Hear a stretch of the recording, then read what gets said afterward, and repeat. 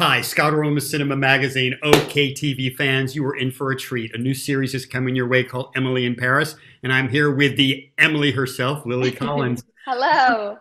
First, I have to ask you about the special effects that were used in this show because every episode I saw you eating chocolate croissants, and yet you look like this. So they must have done something. Well, there was one setup where the boomerang shot where I take a bite and then I'm like, oh my God, and then it takes it on my phone. There were so many chocolate croissants that were used that we ended up, because we shot so many, we had to have like a spit bucket because I was like, we were doing it so many times. I was like, guys, I don't think I can eat anymore. We have lunch in like 30 minutes. Like, this is not going to work. But it was, the food in France is so good. It's like, how can you not partake? It was like, and craft service every day. It was like, the food was just always there. This is such an incredibly charming show. And part of it is, as we talked about, like the fish out of water, but also the culture clash. That here Mm, comes this quintessential American who has her kind of way of doing things, put in the middle of Paris, where they have their way of doing things. right. So even though this was all scripted, how much did you find a culture clash even while you were working? Well, it was interesting because Emily has this very like positive can do attitude where anything is possible. And you partner that with people in her office, which have this attitude of, oh, can you see me? You Yes. can. Okay. People in her office are very much like, pas possible. It's not possible. It's not possible. And they automatically go to no, no, no. And there were a couple instances where like my apartment lost hot water and lost heating and stuff for 2 weeks. And I was trying to get it back. And I was like, no, it's not possible. I was like, it must be possible. We must be able to fix it. It's like, no, it's not possible. And there was a little bit of miscommunication there, but it ended up getting fixed.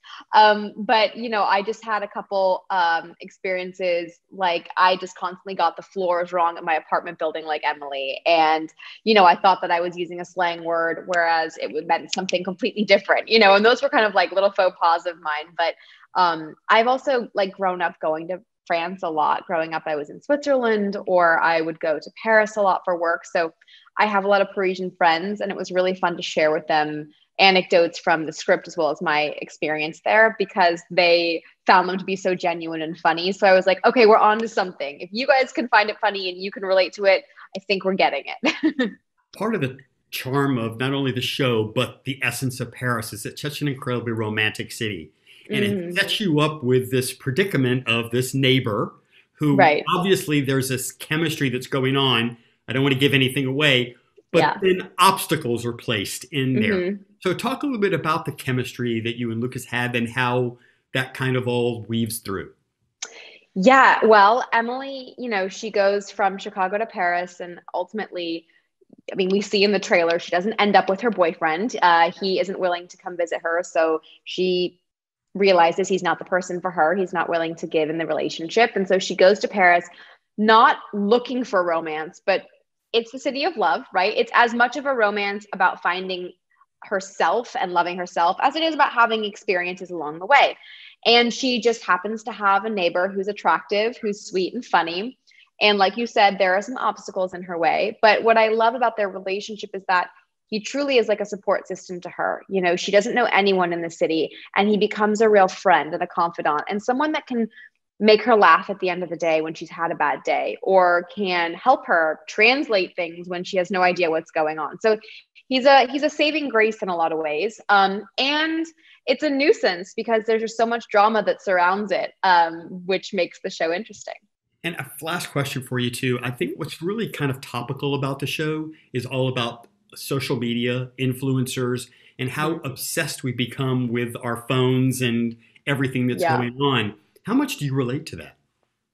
I just watched this documentary on Netflix called The Social Dilemma, which was really fascinating about social media. And I I love using social media as a tool to connect with people around the world, to hear people's stories, to share things that are important to me, to share moments of my personal life, to connect to other people.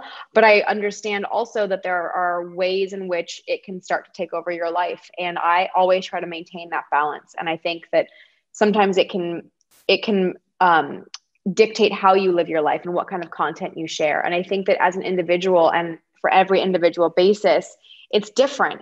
As long as you don't feel like it's controlling your life, and you can use it as a powerful tool for work, for keeping in touch with people, especially now in quarantine. Like, we're trying to find ways of pivoting in staying creative and staying connected and traveling, looking at pretty pictures of places you wish you could go, you know? So I think it's a fine line, and we're finding as a culture that, you know, there are ups and downs, pros and cons, but it's really keeping it, it's about maintaining a healthy balance, I think. Lily Collins, merci beaucoup. Thank you Merci so beaucoup, much. Scott. Nice to see Called you. Emily in Paris, and this is Scott Orlin. Until next time. Bye. Au revoir. Au revoir.